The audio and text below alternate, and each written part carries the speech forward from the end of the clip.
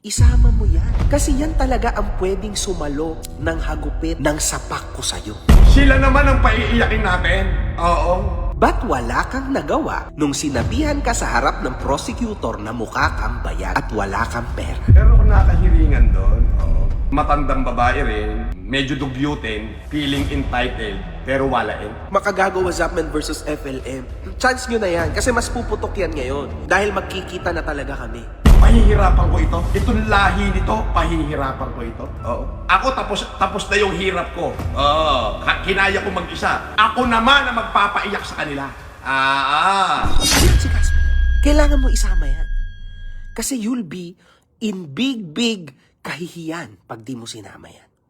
Ikaw ang sasalo ng lahat ng galit ko. Promise, man. Totoo yan, Norma. Alam niyo mga kahobre ko, wala akong sinabing kasinungalingan all my life. Well, nung bata pa ako, naikwento ko naman yan, diba, sa Rise and Fall ko. Pero sa inyo, mga kahombre ko, kung meron man, binawi ko na lahat yan. Mark my words, man. Tinatanong ko sa mga abogado ko kung ano yung magandang way. Kapag nag-live ako, lahat ng way may kulong eh. Lahat ng way na naiisip ko may kulong kung sa personal magkita kami. So, pero naisip ko naman, mga kahombre ko, normal lang. No? Ano lang, joke lang to. I mean, sa side na magaan lang to. Sa side ng makagagawa Zapman na luma. Kapag sinapak ko naman tong tao na to, nalaglag ang nguya-nguya niya, no?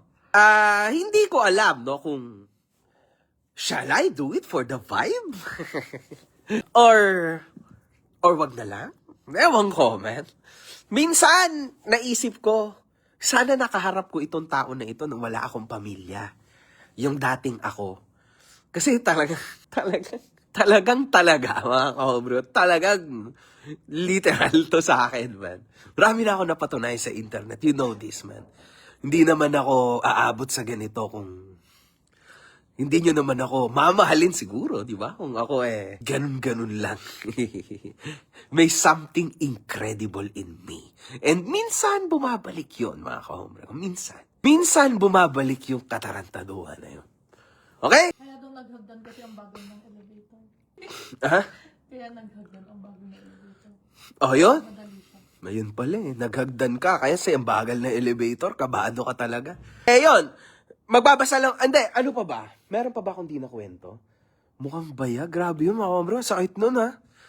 Napakasakit ho nun. Sa harap pa. Pagbaba daw niya, di ba may tinawagan siya, tapos sinabi niya, abangan niyo ako sa lobby. Ganun daw, tapos nagmadali bumaba. Pagdating daw, di sinundan nila, tapos pagtingin nila, ang bilis daw tumakbo din sa sasakyan niya. Hindi naman siya inintay sa lobby. So wala talaga siya kausap.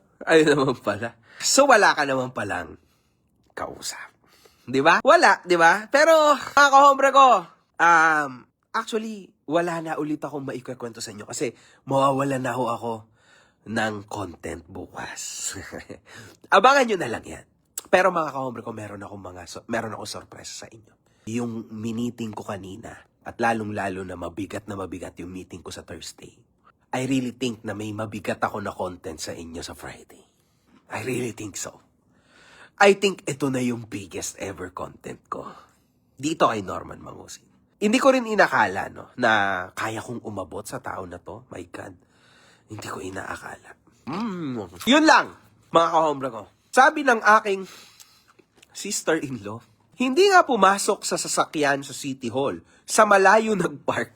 Ikaw naman, malamang hindi yan pumasok dyan kasi napakalaki ng sasakyan niya, tas karag-karag pa. Di ba?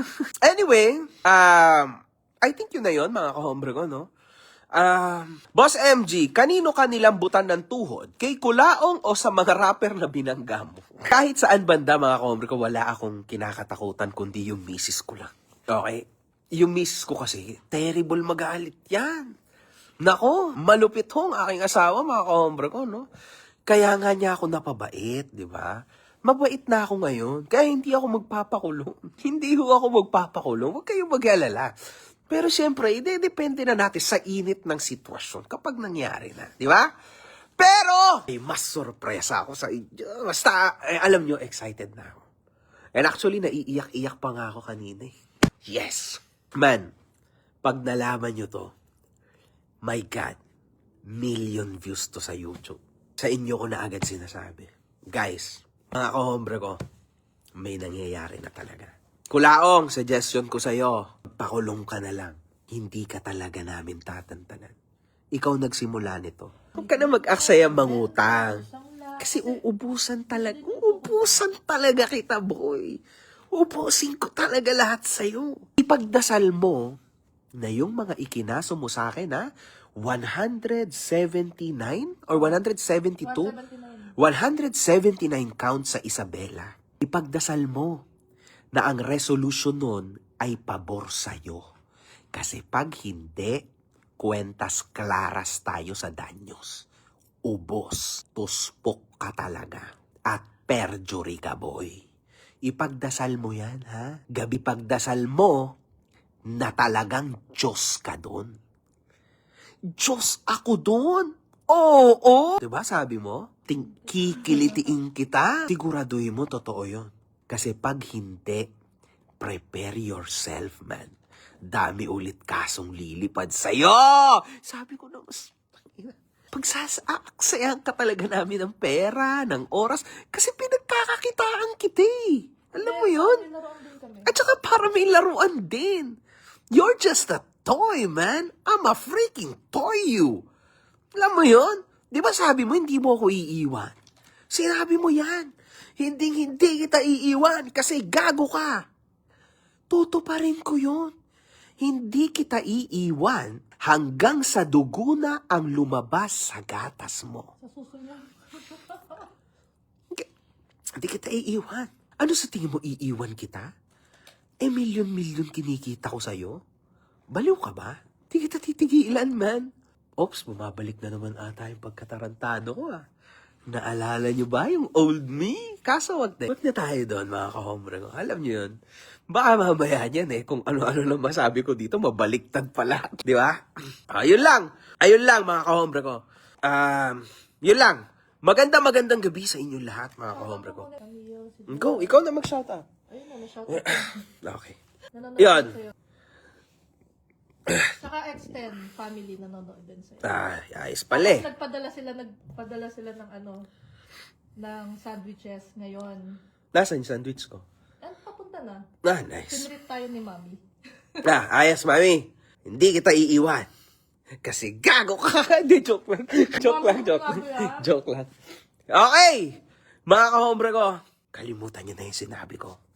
Joke lang yun. Basta ito, tandaan mo, Norman, hindi matatapos ang laban na ito. Talagang uubusin kita, boy. Uubusin talaga kita. Talagang uubusin kita, man. Ubus ka talaga. Gets mo? Tangina. Ganto ka, oh. Kain ka, parang Nova. Yun. Dura mo yan. Yaan mo. Baho. Tangina mo nga, no? De, joke lang, Nova naman to. Grabe naman kayo. Diba? Yun lang. Yun lang, mga kahombre ko. So, bago pa tayo magyabang ng kung ano-ano, mag-angasan ng kung ano-ano, parati nyo tandaan na tayo ay iisa lang. At kayo, ang mga masugid kong mga kahombre. Sa ngayon, MG, medyo interesting to. Update nga ulit kay Yoshi. Nakakamiss din mga video mo doon. Sila Kastama. Huwag muna natin bigyan ng problema sila Kastama. Kasi lulong na yung tao na yun. Okay? Dami ng problema. Nun, yahan mo na siya. Manahimik yung hinayupak na yun, mga kahombre. O, yahan mo siya. Focus muna tayo kay Gusgusin. Yan ang mahalaga. Ayun lang, mga kahombre ko. Magandang gabi. Kain pa nga ang baho. Okay. Tangina, ang pangit ko naman. Alam niyo mga kahombre ko, ang pangit ko na mag-trash talk ngayon. Dati, ganda kong mag-trash talk. Ang pangit ng trash talk ko, bumabalik sa akin. Na, tangina mo. Good night! One love! Good fucking vibes, man. See you tomorrow, man.